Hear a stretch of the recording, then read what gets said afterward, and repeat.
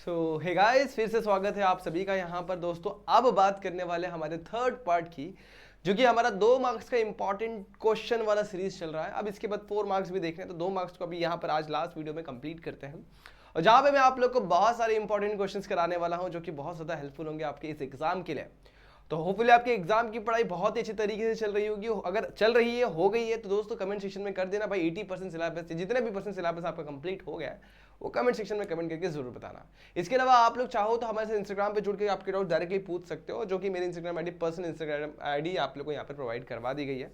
आप लोग आपके डाउट मेरे साथ यहाँ पर शेयर कर सकते हैं। ठीक है, चलिए स्टार्ट करते हैं आज का वीडियो। बातें कम करेंगे, क्वेश्चन ज्यादा सॉल्व करेंगे, क्योंकि बच्चों आज जो सीखने मिले ना, बहुत इंपॉर्टेंट क्वेश्चंस के बारे में पता चलने वाला है। देखते हैं कैसे क्वेश्चन है, हमें यहाँ पर समझने वाले हैं।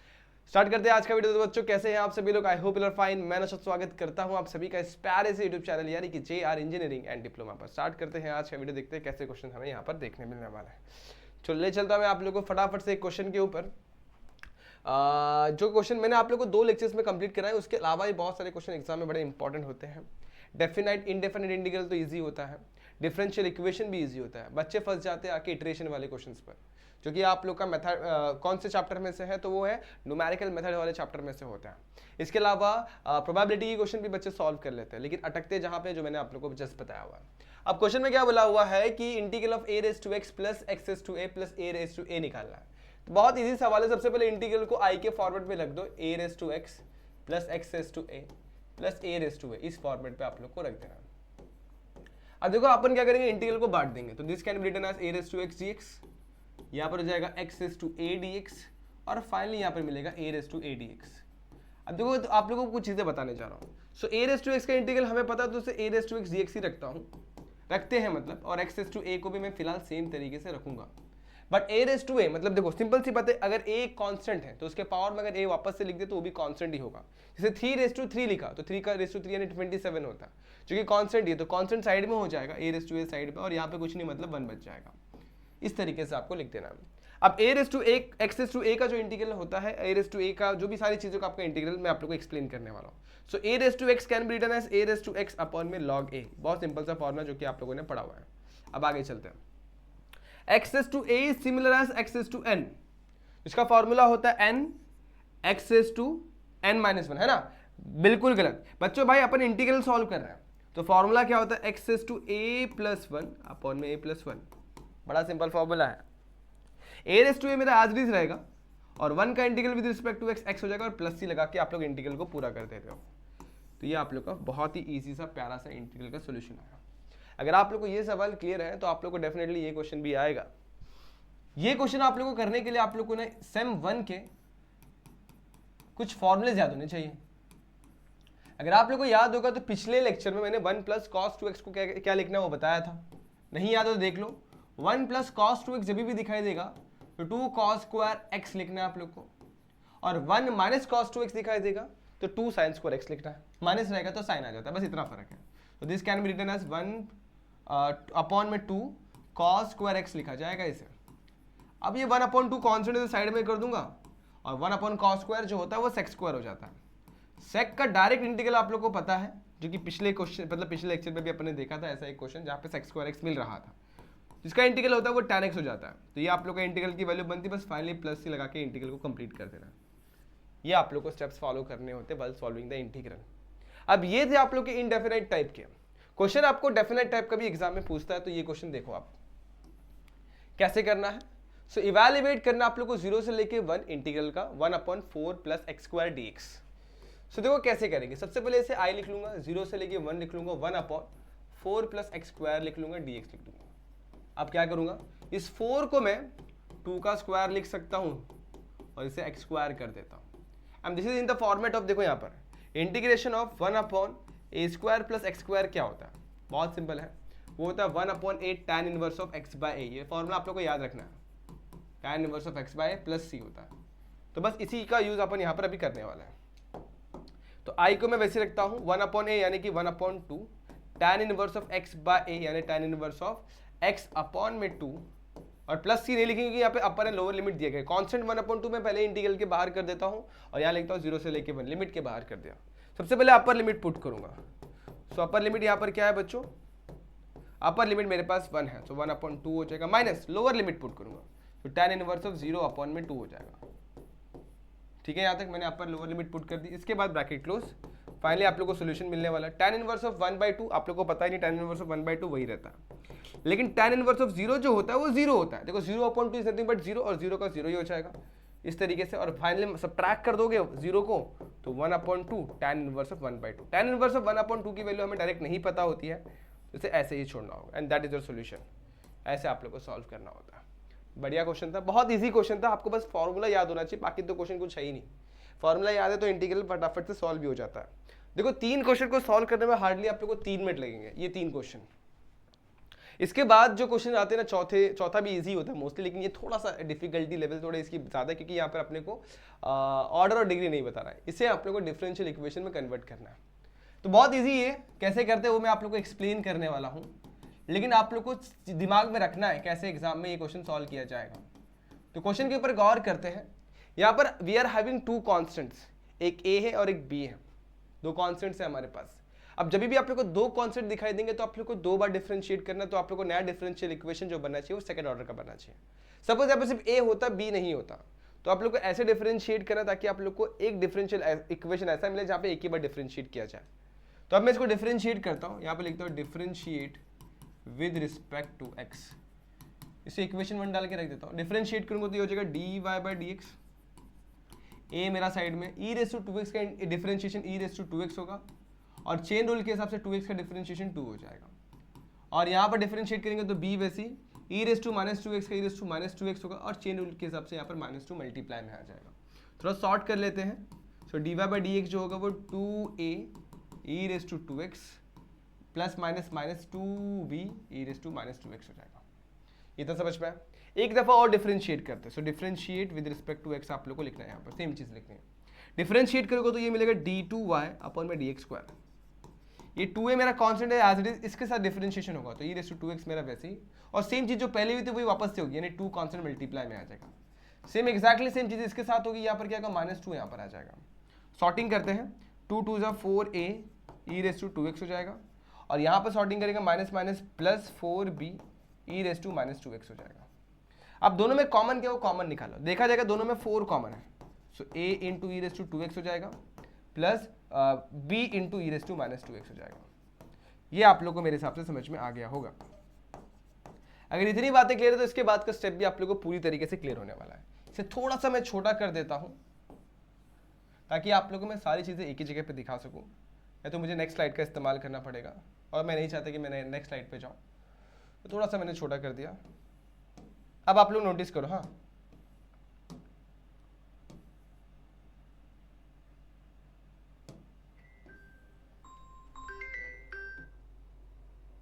अब आप लोग नोटिस करना, मैं इसको थोड़ा सा ऊपर कर देता हूं।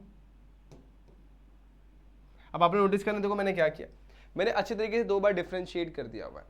लेकिन इसके बाद का स्टेप अगर आप लोग इक्वेशन 1 में नोटिस करते हो, तो इक्वेशन 1 से आप लोग क्या सीखने मिलेगा देखना। अभी हम लोग को जब भी डिफरेंशियल इक्वेशन सॉल्व करने बोलता है और फॉर्म करने बोलता है, तो डिफरेंशियल इक्वेशन सॉल्व करने के बाद आपके दोनों कांस्टेंट रिमूव हो जाना चाहिए। जैसे ए और बी यहाँ पे कांस्टेंट है, वो रिमूव ही नहीं है। तो रिमूव कैसे करेंगे, देखो बहुत सिंपल है। 4 इंटू e⁻² प्लस, देखो 4 कॉमन कर दिया, a into e⁻² plus b into e⁻²। ये टर्म और ये टर्म एग्जैक्टली सेम है, तो इस पूरे टर्म को मैं रिप्लेस कर दूंगा इक्वेशन 1 के हिसाब से y के साथ। तो ये बन गया आप लोग का डिफरेंशियल इक्वेशन। आप लोग इसे ऐसे भी लिख सकते हैं d2y अपॉन में dx² minus 4y equal to 0। बहुत इजीली इसका सोल्यूशन आप लोग के सामने आ गया।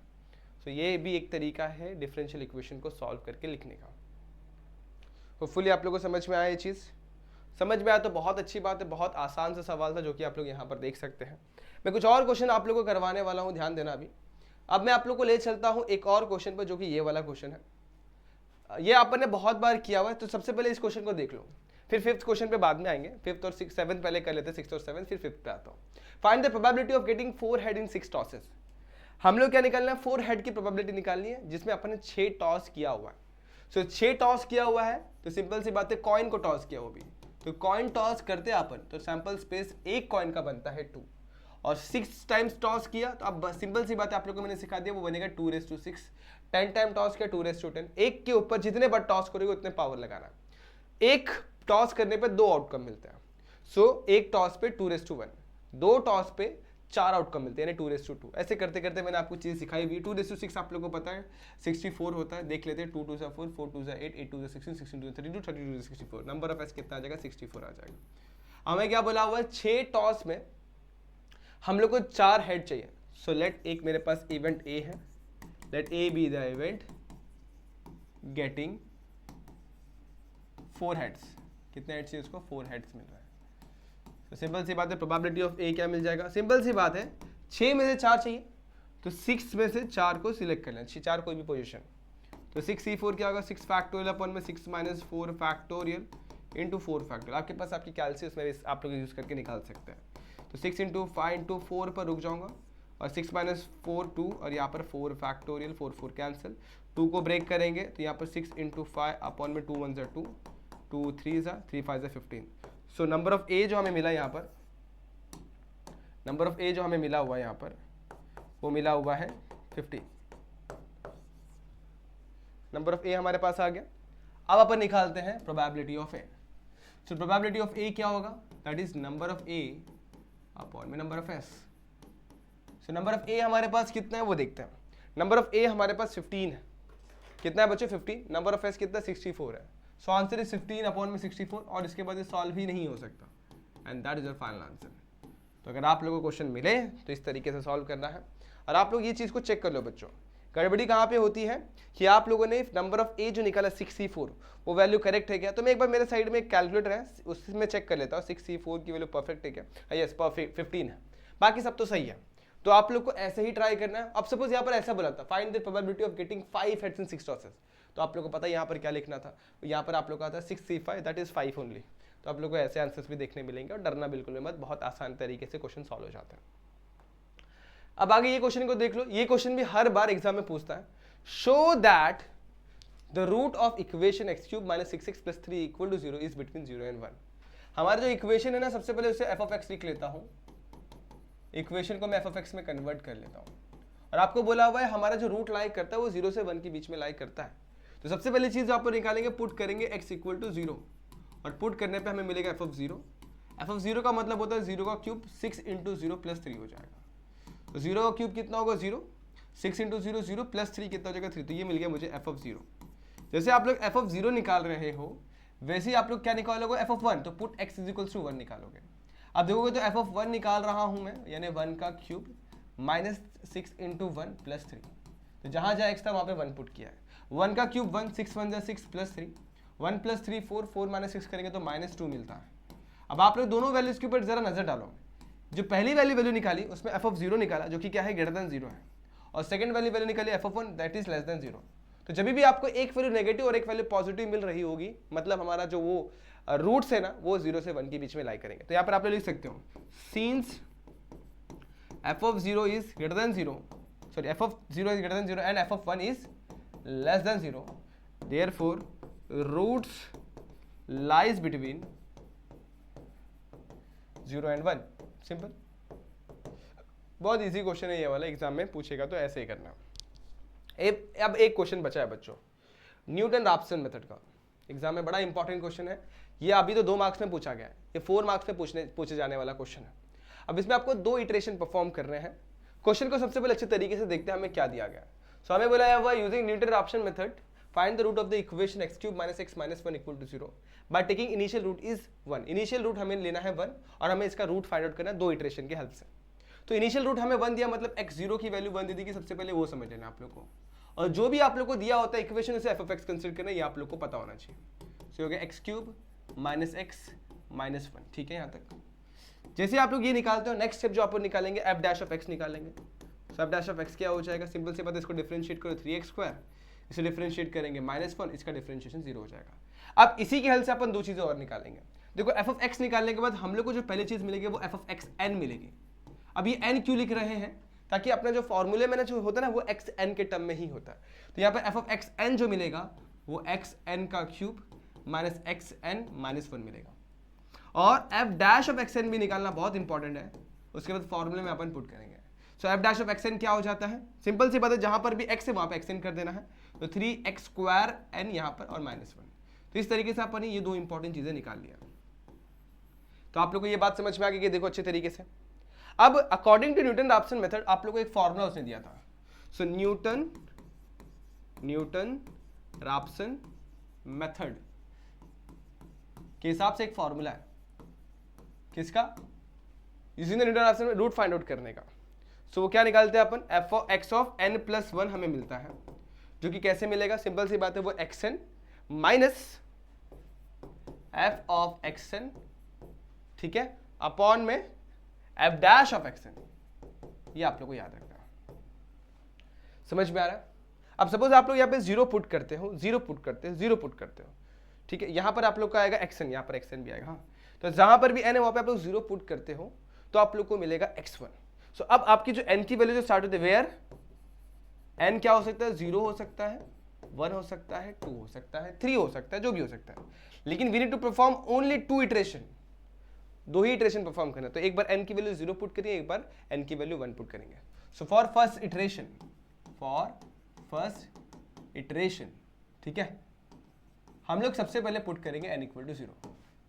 सो n इक्वल टू 0 पुट करोगे तो यहाँ पर क्या आएगा? 0 प्लस 1, यहाँ पर क्या आएगा? x ऑफ 0, यहाँ पर क्या आएगा? f ऑफ x0, और यहाँ पर क्या आ जाएगा? f डैश ऑफ x0, ऐसे करके आएगा।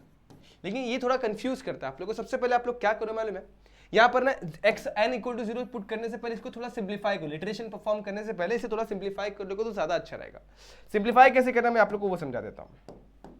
तो x ऑफ n प्लस 1 जो आप लोग निकाल रहे हो उसे xn लिख लो, माइनस f ऑफ xn की वैल्यू अपन ने निकाली है, क्या है? xn का क्यूब है, माइनस xn माइनस 1, अपॉन में f डैश ऑफ xn की वैल्यू अपन ने भी निकाली हुई है, वो कितना? 3 ऑफ xn का स्क्वायर है, माइनस 1 है।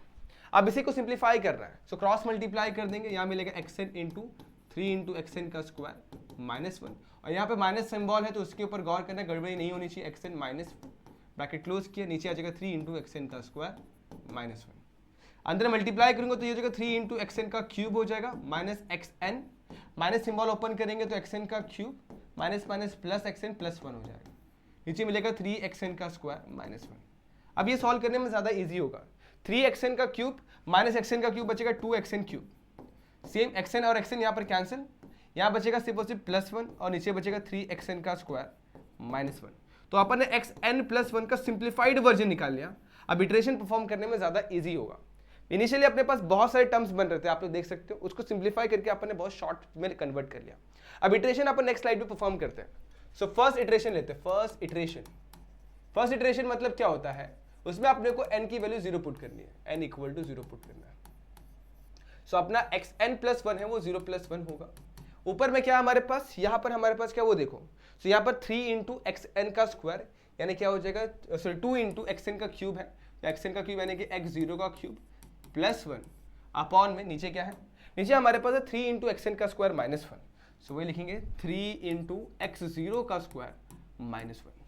अब x0 मतलब जो इनिशियल वैल्यू हमें दी गई वो कितनी दी गई बच्चों, 1 दी गई है, तो जहां जहां x0 है वहां पे अपन 1 पुट कर देंगे। तो दिस इज व्हाट x1, ये हो जाएगा 2 इंटू 1 का क्यूब प्लस 1, 2 इंटू 1 का स्क्वायर माइनस 1।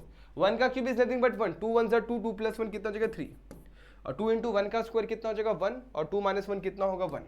सो xn की वैल्यू जो हमें मिली हुई है वो 3 मिल गई है। सो आप लोग को xn समझ में आ गया, x1 की वैल्यू समझ में आ गई। सॉरी, एक वैल्यू कुछ तो भी गड़बड़ करी, एक बार चेक कर लो कहीं पर कुछ तो भी गड़बड़ हुआ, ऐसा क्यों लग रहा है। हाँ बच्चों, यहाँ पर 3 है ना, तो ये 3 रखो और यहाँ पर गड़बड़ी को अपन करेक्ट करते हैं। सो 3 इंटू 1 का स्क्वायर 3, 3 माइनस 1 कितना जगह 2, और 3/2 कितना जगह 1.5। तो x1 की वैल्यू मिल गई हमें 1.5। x1 कितना मिला हमें 1.5। हमें कितने इटरेशन परफॉर्म करने हैं, 2। अब अपना सेकेंड इटरेशन में आते हैं। सेकेंड इटरेशन में क्या करना है, जहां पर अपन ने n इक्वल टू 1 पुट की, 0 पुट किया, 1 पुट करना है।